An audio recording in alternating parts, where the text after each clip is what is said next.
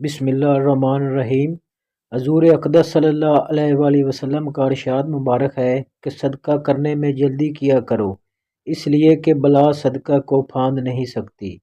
یعنی اگر کوئی بلا و مصیبت آنے والی ہوتی ہے تو وہ صدقہ کی وجہ سے پیچھے رہ جاتی ہے۔ ایک ضعیف حدیث میں آیا ہے کہ صدقہ برائی کے 70 دروازوں کو بند کرتا ہے۔ حدیث میں آیا ہے حضور صلی اللہ علیہ وآلہ وسلم نے ارشاد فرمایا، اپنے مالوں کو زکوٰۃ ادا کر کے پاک کرو اور اپنے بیماروں کا صدقہ سے علاج کرو اور مصیبتوں کی موجوں کا دعا سے استقبال کرو۔ کنز ایمان میں کئی احادیث کے ذیل میں یہ مضمون آیا ہے کہ اپنے بیماروں کی صدقہ سے دوا کیا کرو، اور تجربہ بھی اس کا مشاہد ہے کہ صدقہ کی کثرت بیماری سے شفا ہے۔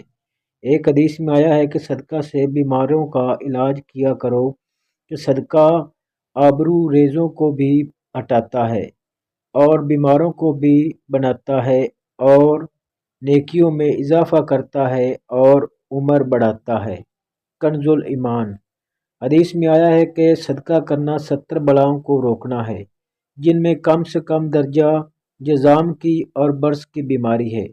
ایک حدیث میں آیا ہے کہ اپنے تفکات اور غموں کی تلافی صدقہ سے کیا کرو، اس سے حق تعالی شاید تمہاری مغفرت کو بھی دفع کر دے اور تمہاری دشمن پر مدد کرے گا۔ کنز ایمان حدیث میں آیا ہے کہ جب کوئی شخص کسی مسلمان کو کپڑا پہنائے تو جب تک کپڑے پہننے والے کے بدن پر ایک بھی ٹکڑا اس کپڑے کا رہے گا، پہنانے والا اللہ کی حفاظت میں رہے گا۔ ابن ابی الجہد کہتے ہیں کہ صدقہ برائیوں کے 70 دروازے بند کرتا ہے۔ حدیث میں ہے کہ صبح کو سویرے سویرے صدقہ کیا کرو، اس لیے کہ بلا صدقہ سے آگے نہیں بڑھتی۔ حضرت انس حضور اقدس صلی اللہ علیہ وآلہ وسلم کا ارشاد ہے، فرماتے ہیں کہ صدقہ اللہ کے غصے کو دور کرتا ہے اور بری موت کو ہٹاتا ہے۔ مشکوٰۃ المصائب حدیث۔